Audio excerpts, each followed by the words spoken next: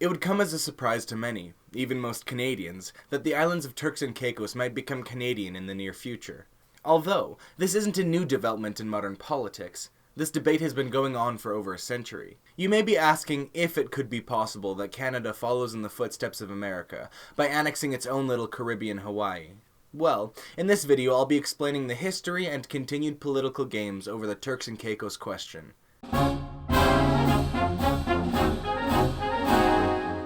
Before Europeans came to the islands, they were inhabited by the Taino and Lucayan people. These native people migrated there from the island of Hispaniola. This changed when the Spanish arrived and began slaughtering the native people in droves through disease and their encomienda system. Within a year, the island's natives were almost entirely killed off. The Spanish never ended up colonizing the islands, just leaving a wake of death behind them. The British ended up partially ruling over the islands, as English salt collectors began making permanent residence there. These Englishmen brought with them slaves, who would come to make up the majority of the island's population. Yet, the population remained tiny throughout the years. The official annexation of the land by England came during the Treaty of Paris, after the 7 Years' War. The following years were a period of relative peace, with a generally stagnant population.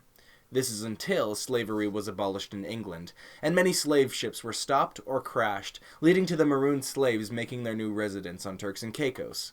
The population was so small that at one point a slave ship that had crashed increased the population of the islands by over 5%. Now, the islands saw a small bit of autonomy when they were granted a council president to represent the islands as an administrator. The position was short-lived, as the colony became part of Jamaica, and the position changed names to commissioner. After visiting the Caribbean, the Canadian Prime Minister Robert Borden suggested to the British monarchy to allow the Canadians to annex the overseas territory of Turks and Caicos. As this was suggested during a war conference in the heat of World War I, the idea was understandably dismissed in favor of more pressing matters.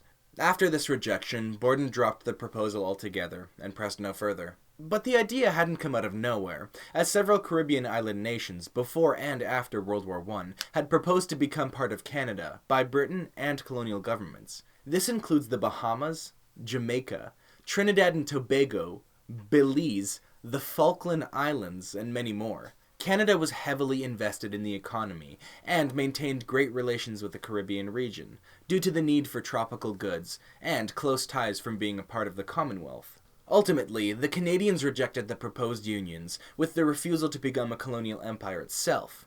While the required investment into these lands would take a toll on Canada economically. I wonder if Borden had requested the annexation of Turks and Caicos during his peacetime prime ministry, we'd see a mini Canadian empire today. And if Canada accepted the British offer to annex all Caribbean territories, how the inevitable Caribbean independence movements would affect Quebec, or vice versa.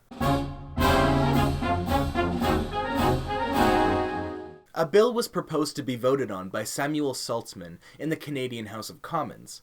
This bill searched for a closer association with the Turks and Caicos Islands, but the bill never hit the floor. All the while, Turks and Caicos was struggling as a British overseas colony, with rampant poverty and unemployment, and a struggling economy. This was an issue, as a pro-independence party had just won the local election, and to become independent with these setbacks would prove nothing but a detriment for the islands. A solution was then proposed, having a geographically closer, more involved ruler in Canada. This is where we see Turks and Caicos sending emissaries to speak with Canadian members of Parliament to discuss a union of states. This is where we see the idea re-enter the Canadian government as an official proposal to be voted on, with concrete steps to follow to achieve integration. However, this was a time when one of the most important trade agreements in Canadian history was forming, in the North American Free Trade Agreement. So, the Canadian media and politicians paid no mind to the relatively insignificant islands.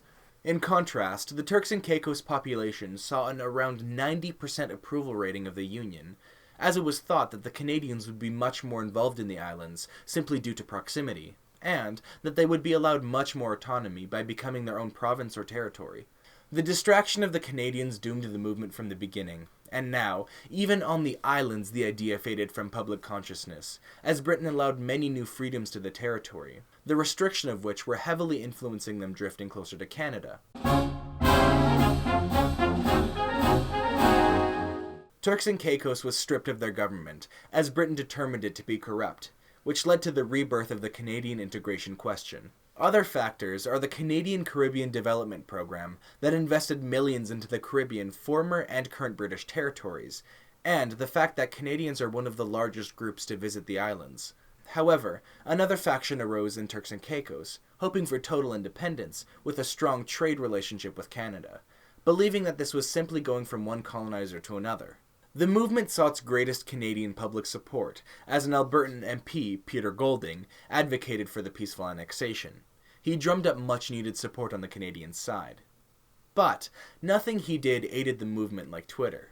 As the Turks and Caicos Premier, Rufus Ewing, visited Ottawa, many went to Twitter chanting support for the annexation of the 11th province. In his visit, the Premier played the situation entirely to his advantage, stating, "There is no marriage without relationship.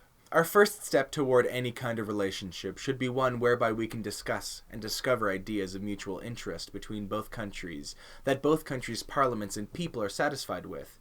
Watch that relationship grow and nurture as we go through a period of courtship and see where it takes us." Currently, Canada is still in the process of maintaining a healthy relationship with the islands, but this third attempt at the idea was once again rejected by the Canadian government. Hope still remains in the hearts of many for a formal political union in the future. And that is the Turks and Caicos question highlighted.